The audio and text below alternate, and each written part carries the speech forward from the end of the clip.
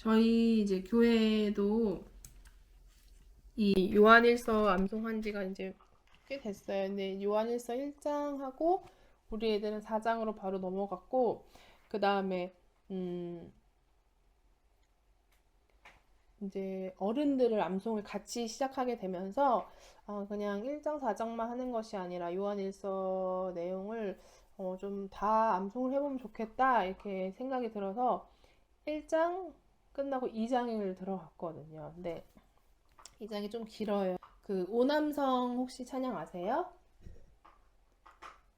오남성 그 말씀으로 찬양을 가사를 전부 다 만든 그 시리즈 찬양, 이제 뭐 아이들 찬양이라고 하기에는 이제 점점 조금 찬양이 조금 더 이제 다양성이 많아져가지고 이제 찬양이 있어요. 근데 온누리교회에서 계시는 집사님께서 이제 디렉팅 하시는 그 오남성이라는 찬양이 있는데, 거기에 보면 요한일서 2장을 가지고 찬양을 만든 찬양이 몇 개 있어요.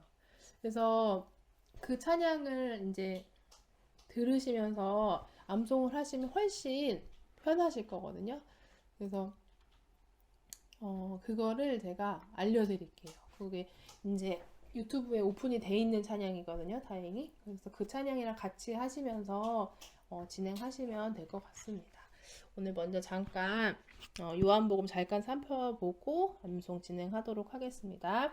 요한복음 이번 주는 7장부터 12장까지 였는데 내용이 요한복음은 정말 오밀조밀하게 귀한 말씀들이 정말 많아서 자세히는 다 못하지만 제가 조금 나눠서 해보도록 할게요. 그래서 오늘은 7장부터 9장까지, 다음 주에 또 10장부터 12장까지 내용을 조금씩 나눠보도록 하겠습니다. 요한복음 7장의 내용을 한번 잠깐 살펴볼까요?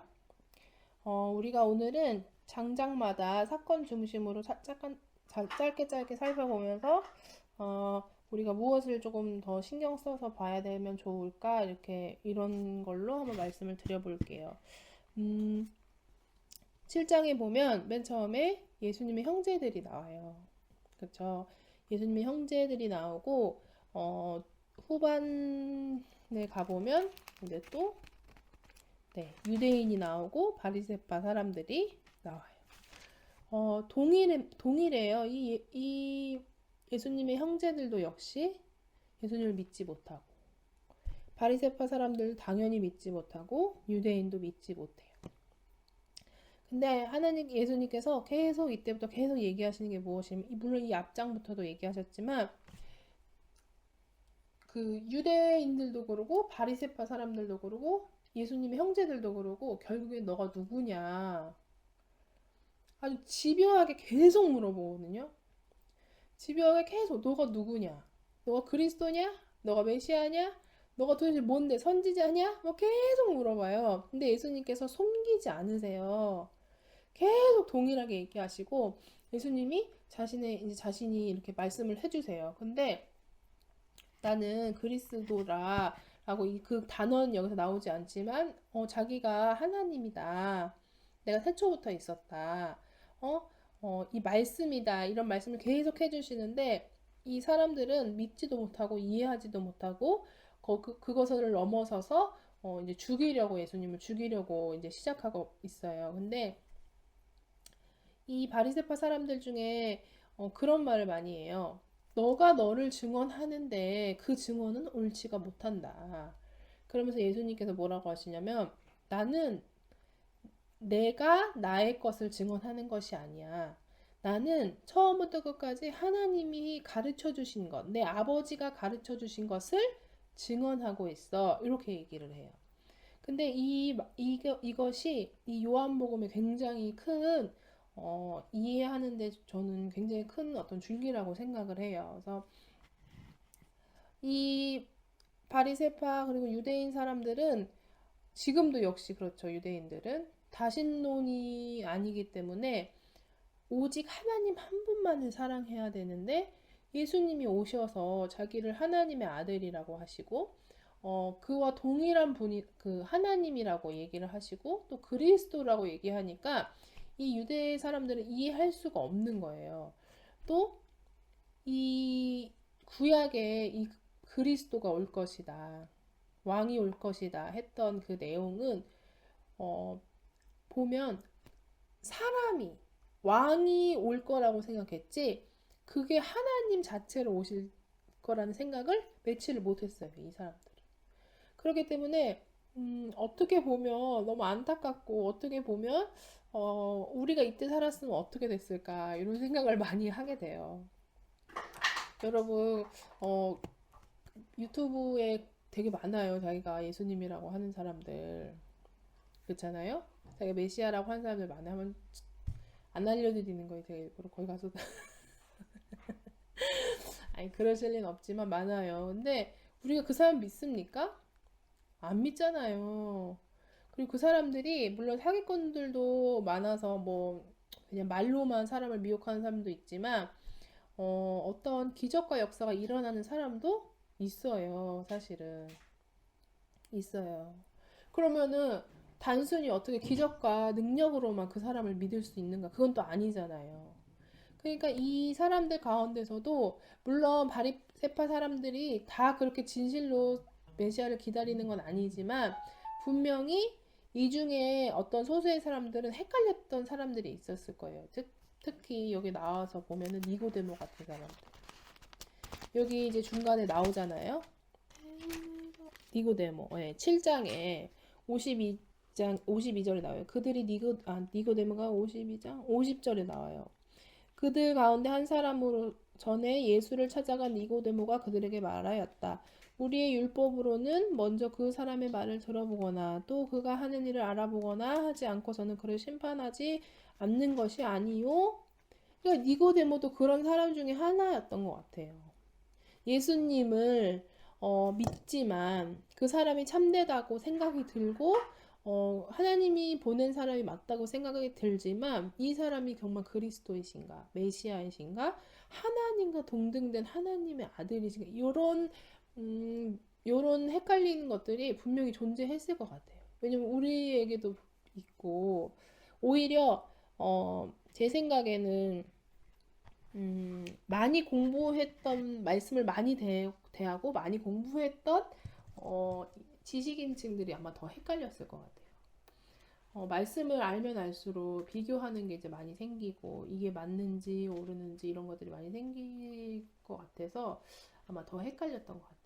그래서 물론 다 그런 건 아닙니다. 바리새파 사람들이 예수님 이제 뒤에 나오는데 예수님 때문에 이 모든 사람들을 다 예수님 편으로 가면 어떡하냐 이런 말을 나오는 걸 보면은 이제 나쁜 마음을 품고 사실은 계속 예수님에 대해서 꼬치꼬치 묻고 어떻게든 꼬투리 잡아서 죽이려고 하는 건 맞지만 분명 개 중에는 그런 사람이 있었던 것 같아요. 그래서 8장 가운데 예수님이 계속 얘기하셔. 나는 나에 대해서 내가 증언하는 것이 아니라 내가 하는 것 모든 것은 하나님 아버지로 말미암은 것이다. 이렇게 설명을 하고 있어요. 그것을 이해하지 못하는 유대 백성이 나오고 8장에 보면 음행하다 잡혀온 여인에 대해서 나와요.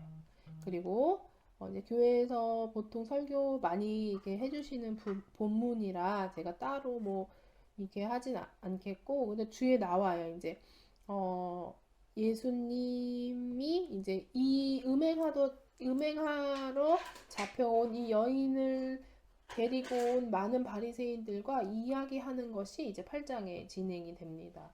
사실 이 8장에 이 음행하다 잡혀온 여인에 대해서는 말이 이제 여러 가지 얘기가 있는데 또 이거를 페미니즘적으로 해석하는 분들도 계세요.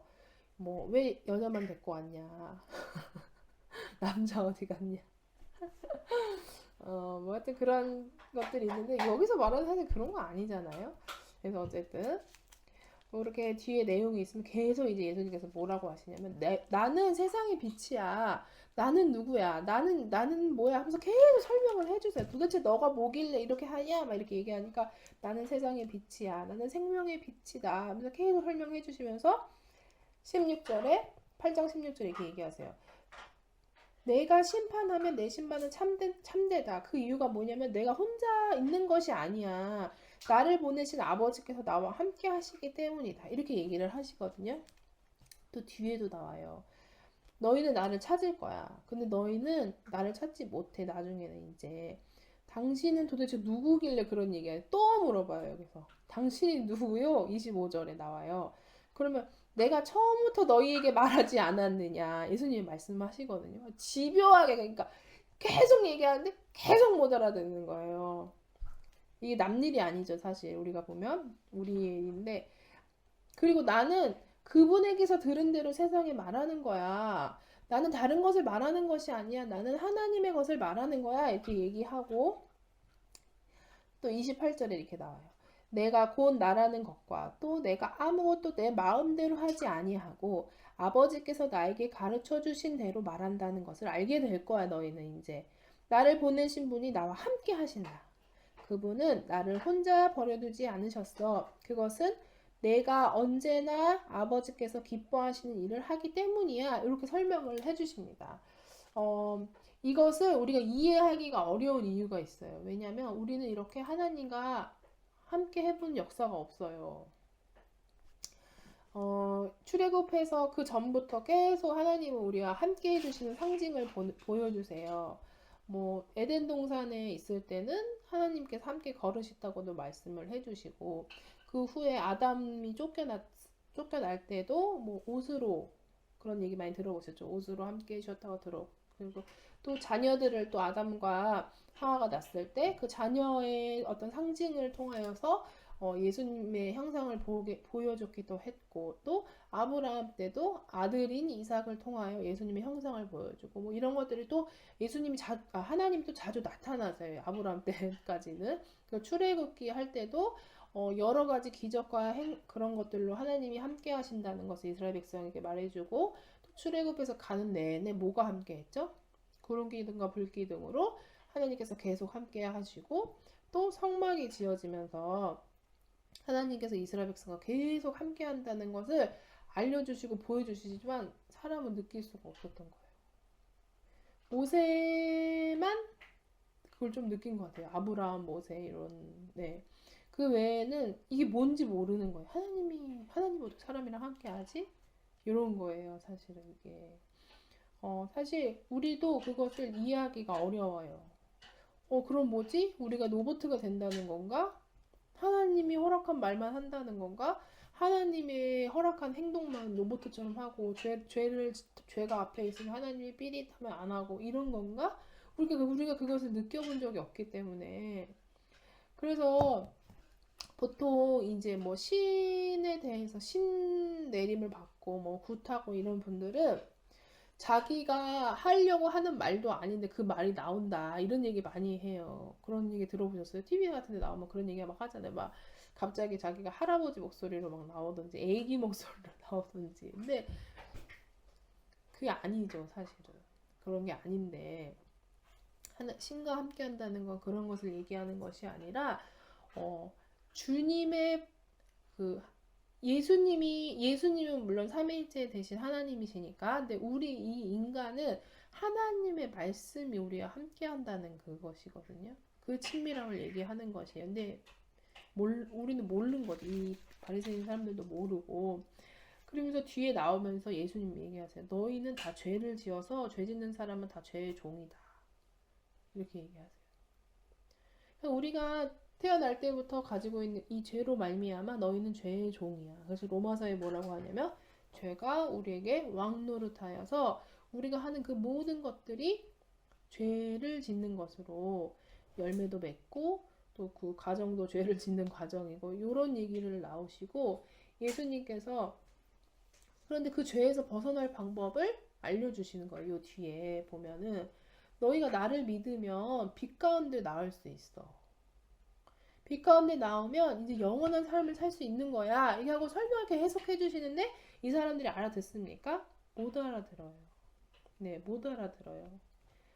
막 그러니까 오히려 죽이려고요. 네가 아브라함 전에 있었다고 너가 나이가 50도 안 된 게 어떻게 이런 육으로 다 받아들여서 예수님을 죽이려고 하고 막 우리는 그런 적이 없다는 거예요. 우리는 평생 아브라함의 자녀에 살았지. 우리는 모세의 제자다. 막 이렇게 얘기하면서 근데 예수님 뭐라고 하십니까? 너희 아빠는 악마다. 이렇게 얘기하시는 거예요.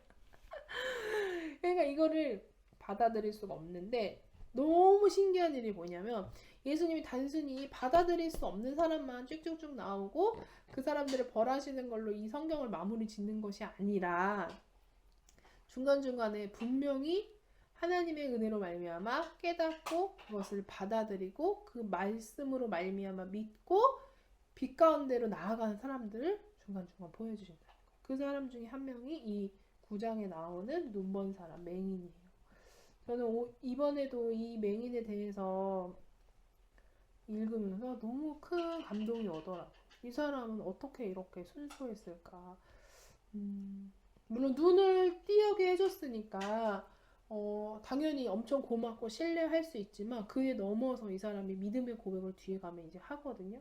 날 때부터 이 죄를 가졌던 사람이 물론 이제 뭐 중간중간에 다른 이야기도 있어요. 그 이스라엘 사람들은 장자의 치매에 뭐 같은 장자에 대해서 뭔가 어떤 능력이 있다고 생각을 했었대요. 그래서 장자의 침이 치유하고 뭐 이런 능력이 있었다고 생각했대요. 그래서 예수님께서 그 침을 이렇게 뱉어서 사실 그냥 항상 이때까지 말씀으로 하셨는데 침을 이렇게 해가지고 지능이 계속 눈에다가 바르고 씻어라 이렇게 얘기하신 것에 대해서 말씀을 하셔도 되는데 왜 이렇게 하셨냐 책에서 저도 읽었는데 이스라엘 백성에게 내가 하나님의 장자라는 것을 보여주시려고 하셨다는 거예요. 그 침에 대해서 이렇게 뱉는 것든 어떤 행위를 사람들이 이렇게 봤을 때 누군가의 장자에 대한 근데 사실 예수님 제 장자는 아니거든요. 요셉이 그 전에 먼저 결혼을 했었어가지고 자녀가 있었어요. 그리고 마리아는 이제 나중에 결혼한 대로 그 밑에 동생이 더 있는 건데 어쨌든 장자에 대해서 이런 것들을 이제 보여주시고 근데 이 사람이 눈을 뜬 거예요. 눈을 떴죠. 눈을 뜨고 이 사람이 또 하필이면 예수님이 일부러 안식일날 이걸 하세요. 그쵸? 일부러 안식일의 주인 되신 예수님께서 안식일날 이것을 하시고 이 바리새파 사람들이 난리가 나는 거예요. 그 사람을 불러다가 얘기하는 거예요. 너 어떻게 그렇게 됐냐? 너 왜 눈 떴냐? 이렇게 얘기하니까 그 사람이 그분이 내 눈에 진흙을 바르신 다음에 내가 눈을 씻었더니 보게 됐다고 얘기를 하는 거예요. 그래서 또 바리새파 사람들 중에는 안식일에 그런 행동을 하면 안 된다. 그리고 어떤 사람들은 아니 죄가 있는 사람이 어떻게 그런 표징을 행할 수 있겠어? 그러니까 이 안에서도 계속 분쟁이 있는 거예요. 헷갈린 거예요. 그래서 이 17절에 또 물어봐요. 당신은 그를 어떻게 생각하고? 그래서 예수님이 누구신가에 대해서 아주 집착을 계속해요, 여기서. 근데 이거는 저도 많이 그랬던 것 같아요. 내가 어떻게 예수님을 받아들여야 되는 것인가? 끊임없는 그 질문. 어디까지 받아들여야 되는 것인가? 우리 어릴 때 막 친구들끼리 막 얘기하는데 예수님이 너 화장실 갈 때도 너 쳐다보고 뭐 너 나쁜 짓 할 때도 쳐다보고 막 선생님이 그런 얘기. 그럼 사람들이 어떻게 생각합니까? 그래서 어른들도 이런 그 집회 같은 데 가서 설교 들으실 때 하나님이 언제 어디서나 너와 함께한다 이 말을 우리가 보통은 좋게 느끼지만 제가 그때 한번 이제 말씀드렸지만 굉장히 부담스러워하는 사람도 있다는 거예요. 어쨌든 그렇기 때문에 이 질문 예수님을 어디까지 받아들이고 어떻게 받아들여야 되나에 대해서는 이 질문이 계속 나오는데 쭉 얘기를 해줘요. 나는 그 사람이 예언자라고 생각한다. 결국 하나님이 보내신 사람이라고 생각해. 그러면 이 말을 믿기가 이제 싫으니까 부모를 다시 불러. 그러니까 부모는 두려워서 자기가 그 어떤 기적과 그런 것들을 당한 본인이 아니니까 또 더 무서울 거 아니에요. 그 어떤 경험이 없으니까. 그러니까 이 애한테 물어봐라. 얘는 성인이다. 이렇게 얘기를 해주고 뒤에 또 이제 그 사람을 또 불러요. 또 불러 두 번째로 불러서 하나님께 영광을 돌려라. 그 사람은 죄인이야. 이렇게 얘기하니까 그 사람이 나는 그 사람이 죄인인지 아닌지 모르겠고 나는 눈을 떴다. 그렇게 얘기를 하고 그러면은 도대체 그 사람이 또 물어봐. 내가 한 일이 무엇이냐? 그 사람이 내게 한 일은 무엇이냐? 그가 내 눈을 어떻게 뜨게 하였냐? 또 물어봐요. 또 물어보죠. 그래서 27절에 뭐라고 하냐면 여러분은 곧이 듣지 않는다. 나 이미 여러분한테 여러 번 말하였다. 이 사람이 예수님과 똑같은 말을 해요. 예수님도 얘기하시거든요. 내가 여러 번 너희에게 말했으나 너희가 내 말을 믿지 않는도다. 그 이유는 너희 안에 하나님의 말씀이 없기 때문이다. 이렇게 얘기를 해주시는데 이 사람이 은혜를 받고 주님의 인도하심을 받으면서 주님과 동일한 나는 믿는다. 그리고 나는 고백했다. 근데 너는 안 믿잖아. 이렇게 얘기를 하고 뒤에서 이런 얘기예요. 그가 하나님께로부터 오신 분이 아니라면 이런 일을 못했다는 거예요. 이렇게 고백을 해요. 그러면서 예수님이 만나주시고 그 사람이 어떻게 하냐면 주님 내가 믿습니다. 난 당신을 믿습니다. 이렇게 얘기를 합니다. 이 바리새파 사람들이랑 이 맹인의 예수님을 믿게 된 이 맹인의 이 차이가 뭘까요? 그런 생각 많이들 해보죠. 어떤 사람은 믿고 어떤 사람은 믿지 못하고 어떤 사람은 강하게 체험을 한 사람들 중에서도 믿지 못한 사람도 많고 체험을 받아서 믿는 사람도 있고 어떤 작은 은혜에도 믿음을 가지는 사람이 있고 이거는 물론 뭐 이게 정답이다 이렇게 얘기는 하기는 힘들지만 제가 이제 깨달은 말도 있어요. 제가 이제 제 신앙 안에서 해석한 바로는 이 맹인이 가지고 있는 목적이 없는 믿음, 목적이 없는 어떤 받아들임. 그런데 바리새파는 받아들이기엔 너무나 많은 목적과 이유가 너무 많이 걸리는 거예요. 우리도 이런 삶을 살아요. 근데 제가 좀 더 쉽게 설명을 드리면 아이들에게 신앙을 가지게 가르치는 것보다 어른들에게 가르치는 것이 너무 어려운 이유는 아이들은 어떤 모든 행동에 목적이 없는 경우가 태반이에요. 뭐 저기까지 뛰어가. 너 왜 뛰어가니? 그냥 뛰어가요. 얘네들은. 무슨 말인지 아시죠? 그리고 어디에 가고 싶어. 왜 가고 싶으니? 그냥 놀고 싶어서. 어떤 특별한 그런 것이 아니라 그 순간에 굉장히 소중함을 느끼고 그 자체에 진심을 대해요. 근데 어른이 되면 그런 게 아닌 거죠. 내가 누군가를 좋아해도 누군가를 좋게 생각해도 내가 이 사람과의 관계를 따져보고 이 사람과 좋게 관계를 가지면 나중에 어떻게 될까? 뭐 예를 들어서 회사에 다니는데 뭐 그런 거 있잖아요. 뭐 상사랑 너무 잘 지내도 안 되고 너무 못 지내도 않은 어떤 관계를 유지해야 되고 이런 것들이 그런 거 그러니까 뭐든지 자기 이익에 실리를 따져서 사람을 이제 받아들이지 못하고 어떤 이런 현상들을 보기도 하고 못 보기도 하고 이렇게 되는 것 같아요. 근데 이런 조건 없는 단순히 그 일 자체에서 행복을 느끼고 순수하고 진실되게 항상 삶을 사는 사람들은 신앙도 빨리 받아들이시는 것 같아요. 주일날 그것이 물론 믿음이시겠지만 주일날 어떤 뭐 일이나 회사나 어떤 자기의 잡이 있는 사람들 아니면 취미 생활을 하고 아니면 뭐 자격증 공부하시는 분들도 이렇게 보면은 내가 봤을 때는 이것보다 하나님을 사랑하는 게 나한테 더 그냥 더 좋을 것 같아. 그리고 그게 더 마음이 많이 가. 내 진심이 거기 있어. 그러면 이걸 선택하는 사람은 신앙이 잘하고 내가 하나님을 사랑하고 경험을 했어. 그런데 지금은 내가 자격증 공부를 하는 게 주일날 학원을 다녀. 그러면 그게 무조건 잘못했다 그런 얘기 하는 게 아니에요. 제가 말이 잘 이해를 해보시면 그런데 내가 이것보다는 지금은 내 목적은 이거에 더 많은 포인트가 가 있어. 그럼 이 사람은 어떻게 하겠습니까? 학원을 가겠고 학원을 가면서도 의의가 있죠. 나는 하나님을 사랑하지 않는 게 아니야. 잠깐 동안 내가 이것들을 해야 되는 의의가 있는 거. 그러니까 그 하나님을 향한 진심은 없는 거예요. 그 대신. 그런 차이가 예수님을 발견하고 발견하지 못하는데 엄청난 차이가 있지 않나. 이 맹인 역시 자기가 눈에 떴고 그 사람이 눈을 뜨게 해줬어. 그리고 그 사람은 나는 믿을 거야 하는 진심. 그리고 예수님이 오셔서 이 사람에게 돌봐주시고 예수 너는 이미 그를 믿어 보았어. 내가 바로 그 사람이야 하고 친절하게 나타내 주셨잖아요. 그로 말미암아 이 사람이 나는 예수님 믿을 거야. 이렇게 간단하게 가는데 이 앞에 바리새인들은 예수님이 증거 안 하신 거 아니고 계속 얘기해 주는데 자기 심리를 계속 따지는 거야. 이 사람이 이렇게 되면은 안 될 텐데 율법에 향해서 이렇게 되면 이렇게 되는 건데 막 이렇게 계속 되는 거예요. 결국에는 전 중심인 것 같아요. 중심이 어디에 있냐? 내 중심이냐? 하나님께 중심이 있냐?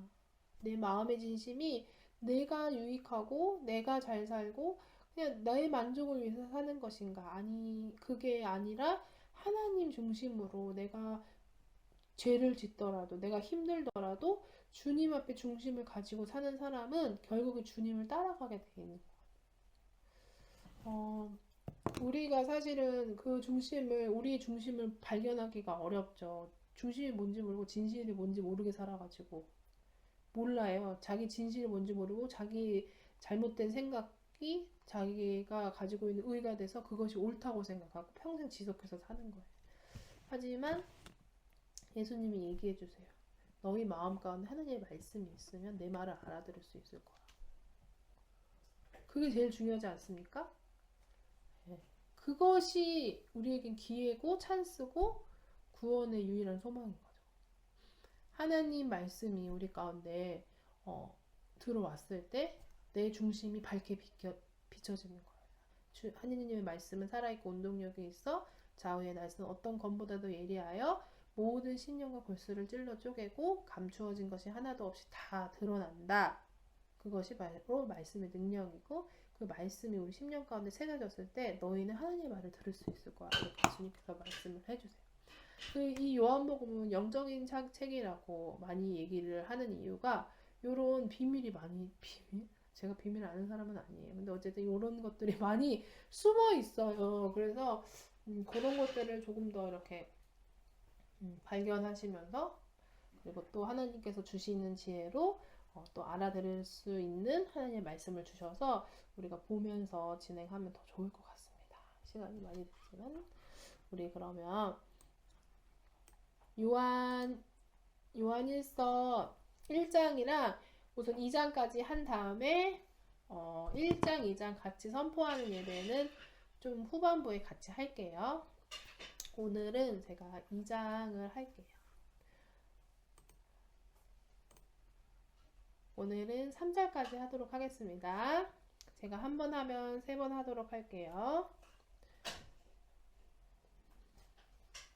나의 자녀들아, 나의 자녀들아, 나의 자녀들아, 나의 자녀들아, 내가 이것을 너희에게 쓰면, 내가 이것을 너희에게 쓰면, 내가 이것을 너희에게 쓰면, 내가 이것을 너희에게 쓰면, 너희로 죄를 범하지 않게 하려 함이라. 너희로 죄를 범하지 않게 하려 함이라. 너희로 죄를 범하지 않게 하려 함이라. 너희로 죄를 범하지 않게 하려 함이라.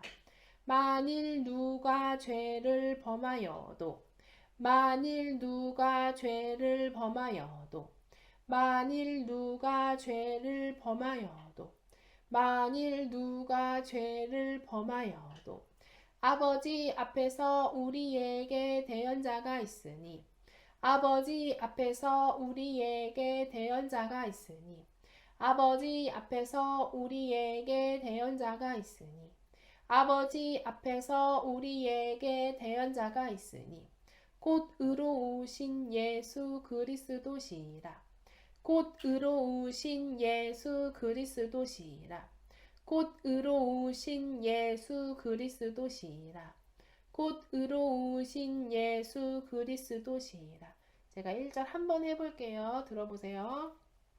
나의 자녀들아, 내가 이것을 너희에게 쓰면 너희로 죄를 범하지 않게 하려 함이라.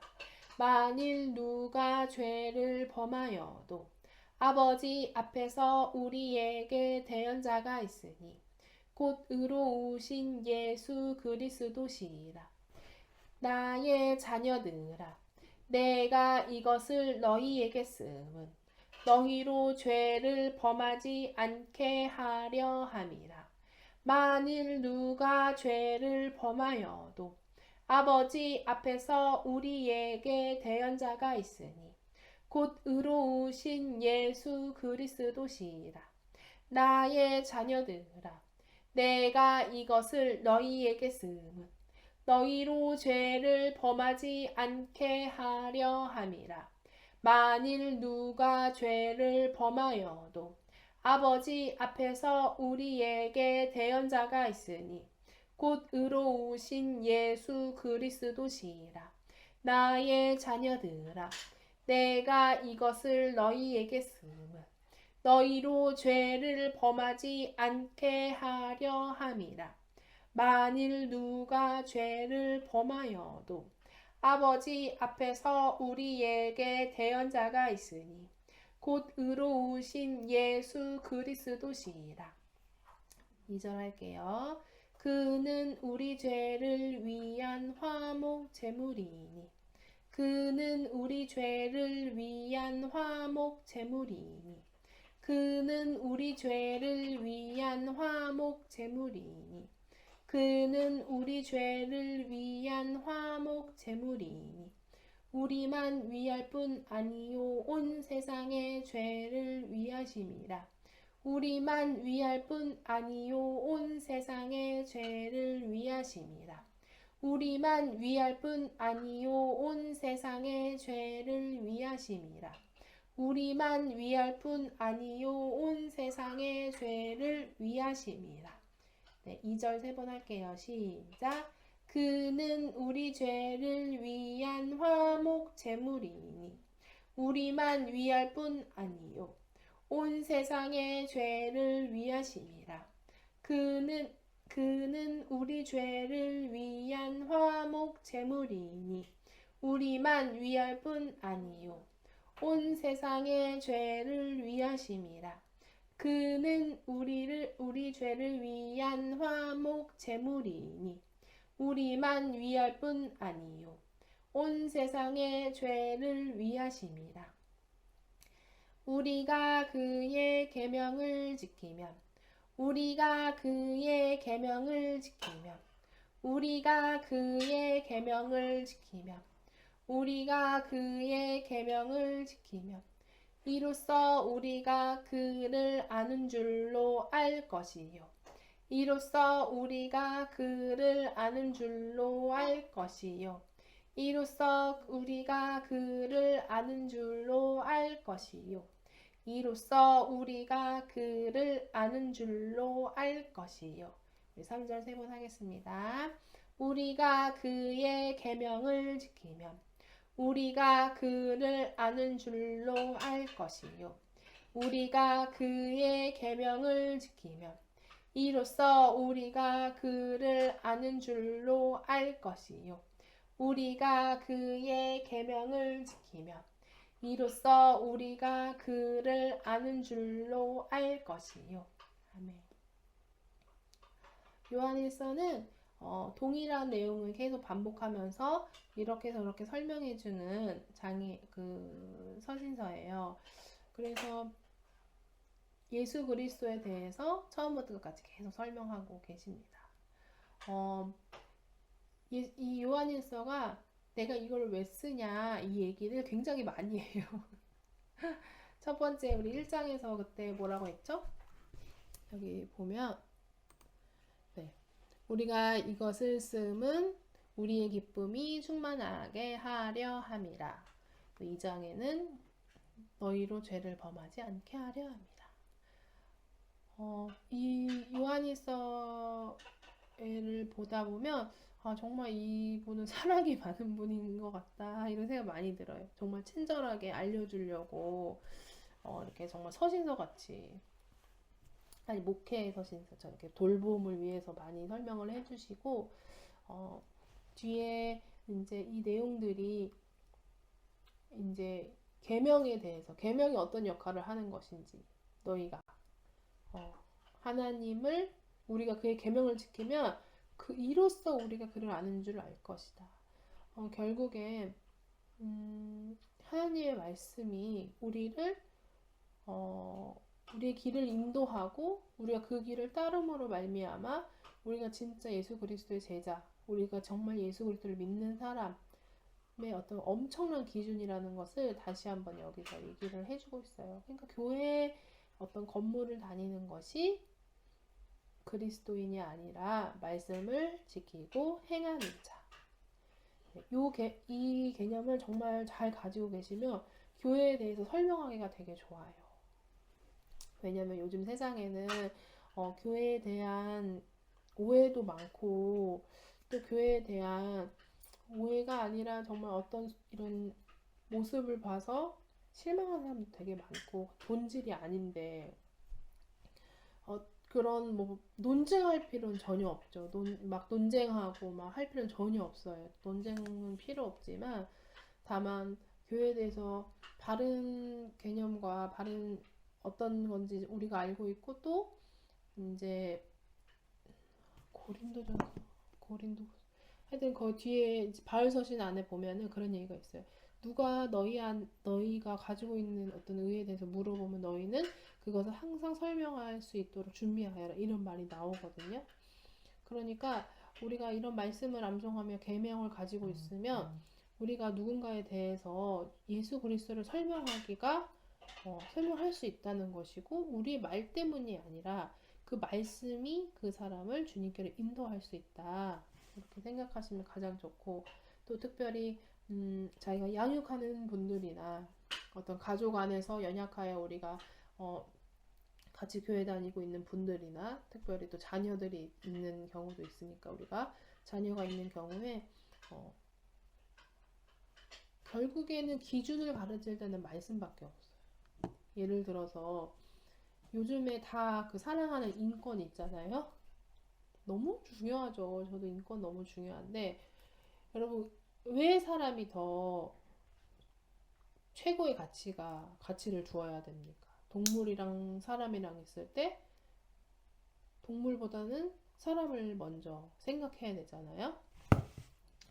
그런데 UN 거기 무슨 인권 선언문에서도 그걸 설명을 못해요. 근데 그러니까 동물을 사랑하는 많은 사람들은 동물이나 사람이나 똑같은데 왜 사람 때문에 동물을 희생해야 되느냐 이렇게 얘기할 때 그게 답이 있습니까? 답이 없어요. 그거에 대해서 온전하게 설명해 줄 사람 있습니까? 지금 없는데 우리한테는 있어요. 그래서 아이들한테도 설명할 수가 있어요. 우리는 하나님이 지으신 하나님의 형상이고 우리를 통해서 세상을 다스리게 하나님이 지으셨어. 그분의 섭리야. 그분의 질서야. 이렇게 설명해 줄 수가 있는데 다른 학문이나 어떤 사람의 의로서는 사람이 철학에서는 왜 소중하냐면 생각해서 그래. 생각하니까 그 사람이라는 게 가장 가치가 있다. 그게 뭔 얘기입니까? 근데 그 철학자들이 막 이렇게 비판하자는 게 아니라 잘 받아들여지지 않잖아요. 그런 얘기가. 뭔지 뭐 굉장히 뭔가 있는 것 같고 뭐 하지만 별거 없는 거예요. 상당히 있어서. 그러면은 요즘에 강아지 사랑하는 분들도 얼마나 많은데 강아지도 생각이 없는 것 같지만 다 있단 말이에요. 뭔가 원하는 그런 게 있단 말이에요.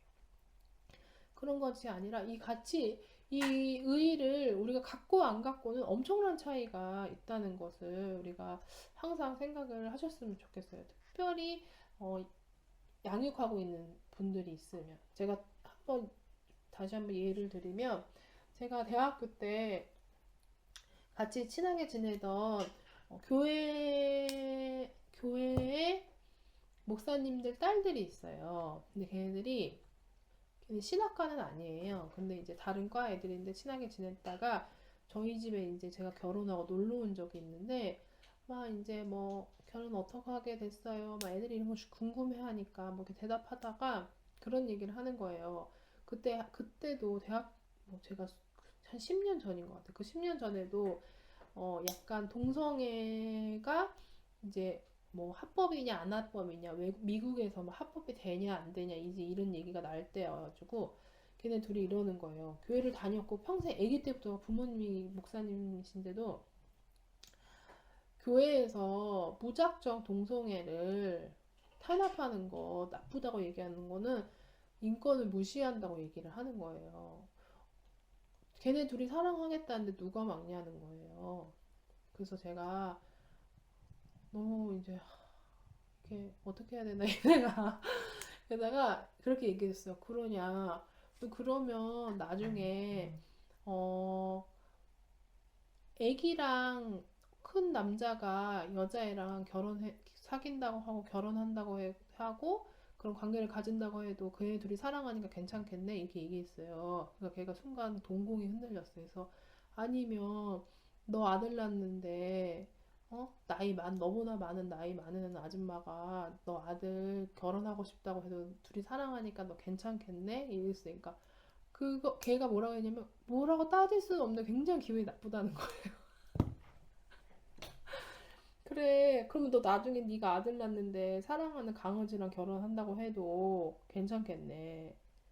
여러분, 사랑은 어떤 모든 것이 기준이 있는데 기준이 없는 거예요, 요즘에는. 하나님이 허락하신 남자와 여자와 결혼해서 관계를 가지고 자녀를 생산하고 이런 것들이 가정이고 하나님이 지키신 섭리고 그것이 질서예요. 그런 것들을 단순히 사랑과 그 인권이라는 그런 아름다운 것에 다 꽁꽁 싸여가지고 다 뭐든지 프리패스 시키는 거예요. 근데 걔네가 그때 제가 그 얘기했을 때 뭐랬냐? 아, 설마 그런 일까지 나겠냐? 근데 요즘 뉴스 보면 그런 일 납니까? 안 납니까? 많이 나. 그래서 걔네가 작년인가 만났었는데 언니가 그때 옛날에 말한 거 언니 진짜 오버한다고 생각했었다. 너무 저렇게 또 세게 얘기한다 이렇게 생각했는데 요즘에 뉴스에 많이 나온다. 그 얘기를 했던 게 기억이 나거든. 저희 집에 여기 이사 와서 한번 왔었는데. 그러니까 사람의 어떤 욕심, 사람의 그런 것들은 끝이 없는 거예요. 에이, 뭐 동성에서 끝나겠지 아니고 소아성애자가 이제 합법이 하겠다고 하고 그거 합법해달라고 미국에서는 지금 계속 그거를 이제 병이다고 병 말고 취향으로 고치겠다고 계속 하잖아요 소아성애자들. 그리고 그 강아지랑 이런 거랑 결혼하는 거 유럽에서 이미 합법했고 자식으로도 넣어서 유산 물려줄 수 있고 다 합법됐어요. 그 다는 아니고 어떤 주랑 막 이런 데서 합법이 됐고 그 다음에 그 미국에서도 일부 다처제 허용해달라고 하는 어디지 거기 아 갑자기 왜 우리나라에 이렇게 와가지고 까만 옷 입고 남자들이 전도하는데 어디죠? 그게 종교가 있는데 그 종교가 일부 다처제예요. 일부 다처제인데 어떤 한 주가 그 사람들 사는 그 주예요. 그 사람들만 살아서 그 사람들 그 방송국도 그 사람들이 하고 그 지역을 다 그 사람들이 살고 있는데 그 사람들이 이제 나와서 간증하는 거 들어보면은 왜 거기서 도망 나왔냐 이렇게 얘기하냐 들어보면은 뭐라고 하냐면 몰몬교래요 신리자매님이 몰몬교에서 그 얘기 나오면 뭐라고 하냐면 자기 딸을 갑자기 사촌 어떤 할아버지가 결혼한다고 했던 그 어른들이 짱인 거예요 거기도 그래가지고 그 결혼한다고 해서 그 다음날 새벽에 몰래 도망쳐 나왔다는 거예요. 그러니까 남자들이 엄청 많이 그 몰병교들이 선교를 다니잖아요. 지금은 가끔 여자들도 있는데 까만 정장 입은 그 영어 알려주겠다고 하는 그 사람들이 선교 나온 거예요. 왜 선교를 보내야 됩니까? 젊은 남자들은 선교를 빨리빨리 보내야 되는 거예요. 왜냐면 젊은 여자들랑 자기가 뭐 일부 한둘이 아니에요. 막 10명씩, 6명씩, 7명씩 그렇게 그 철을 두더라고요. 그거 사랑이래요, 본인들이. 자기가 6번째 아내가 되는 것에 괜찮냐고 물어보니까 괜찮다는 거예요. 너무 어릴 때부터 세뇌를 당해서. 그럼 그것도 지켜줘야 되겠네요. 그쵸? 사랑과 인권이니까. 그러니까 그런 게 아니라는 거예요. 이 하나님의 말씀과 의와 기준이 얼마나 중요한가. 절대적인 가치를 가진다는, 우리가 이 가치를 가진다는 것이 얼마나 중요한가. 그걸 다시 한번 세상을 살 때도 느낄 수 있어요. 그 가치를 가진 사람은 사람을 왜 사랑해야 하냐? 하나님이 지으시고 하나님의 형상이고 하나님이 사랑하라 하셨으니까 그거는 이럴 때는 이렇게 되고 저럴 때는 저렇게 되고 변하는 게 아니라는 거예요. 그런 가치를 가지는 것이 정말 중요하고 처음 믿으시는 분들에게도 이 가치를 계속 알려드리는 거. 이걸 막 조잘조잘 따져서 논쟁하는 것이 아니라 이 말씀을 쏟아부으면 그 사람들의 가치가 정립이 다시 리셋이 되는 것 같아요. 이거를 가치 공부를 다시 시키는 것이 아니라 자녀들한테도, 물론 자녀들한테 좀 가르쳐야 되겠지만 그보다 먼저 우선시 될 것은 말씀의 가치를 계속 가르치다 보면 이 아이에게 어떤 설명을 하면 그것이 말씀 어디에서 나왔다는 것이 이 아이에게 이해가 되면 그것은 받아들일 수 있는데, 너 부모한테 순종해, 이 말을 요즘에 몇 명이나 아기들이 받아들일까요? 받아들일 수 없어요. 하지만 예수 그리스도, 하나님이 엄청난 창조주이시고 권능자이시고 전능자이신 걸 아는 아이가 하나님이 그렇게 순종하라고, 그리고 그렇게 순종하는 것이 너에게 참된 복이라고 하나님께서 명령하셨어. 그것을 아는 아이는 물론 불순종할 때 있지만 불순종을 당연한 것을 여기는 것이, 이건 내 마음이니까 내가 이렇게 할 수 있어, 이렇게 하는 것이 아니라, 내가 돌아갈 곳이 있구나, 내가 순종으로 하나님의 말씀으로 돌아가야 되겠구나. 이것이 엄청나게 중요하고, 이것을 우리가 다시 한번 어린 자녀를 위해서, 우리 주변에 있는 연약한 지체들을 위해서, 또 나를 위해서, 우리도 무가치하게 살 때가 얼마나 많은지 모릅니다. 그래서 그렇게 기도하시면서 말씀을 대하셨으면 좋겠습니다. 1절부터 3절까지 그럼 선포하도록 하겠습니다. 우리 선포할 때는 하나님의 계명 우리가 지키고 그 길로 걸어갈 수 있도록 도와달라고, 하나님의 말씀이 우리 심령 가운데 새겨질 수 있도록 주님 오늘도 도와달라고 우리 마음에 기도하시면서 선포하도록 하겠습니다. 시작. 요한일서 2장 1절부터 3절까지의 말씀. 나의 자녀들아, 내가 이것을 너희에게 쓰면 너희로 죄를 범하지 않게 하려 함이라. 만일 누가 죄를 범하여도 아버지 앞에서 우리에게 대언자가 있으니 곧 의로우신 예수 그리스도시라.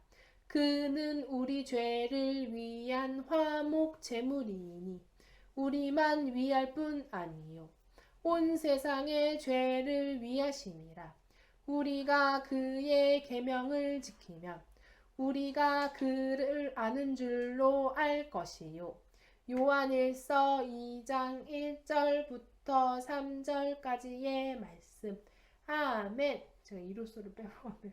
한 번 더 선포할 때는 하나님, 우리 사랑하는 가족들, 우리 사랑하는 양육하고 있는 지체들, 사랑하는 내 자녀, 내 사랑하는 우리 교회 식구들, 다 우리가 하나님의 계명을 지켜서 우리가 예수 그리스도를 아는 사람으로 살 수 있도록 주님 도와주십시오. 예수 그리스도를 알기에 힘쓸 수 있도록, 그의 계명을 지키며 살아갈 수 있도록 주님 도와주십시오. 우리 한 번 더 선포하도록 하겠습니다. 요한일서 2장 1절부터 3절까지의 말씀. 나의 자녀들아, 내가 이것을 너희에게 쓰면 너희로 죄를 범하지 않게 하려 함이라. 만일 누가 죄를 범하여도 아버지 앞에서 우리에게 대언자가 있으니 곧 의로우신 예수 그리스도시라. 그는 우리 죄를 위한 화목 제물이니 우리만 위할 뿐 아니요 온 세상의 죄를 위하심이라. 우리가 그의 계명을 지키면 이로써 우리가 그를 아는 줄로 알 것이요. 요한일서 2장 1절부터 3절까지의 말씀.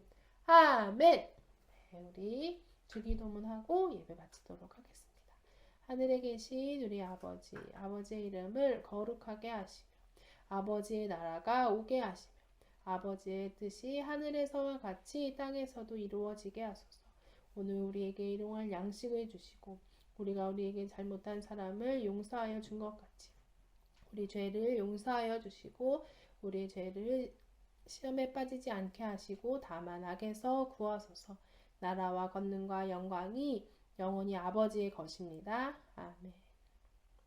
예배를 마칩니다.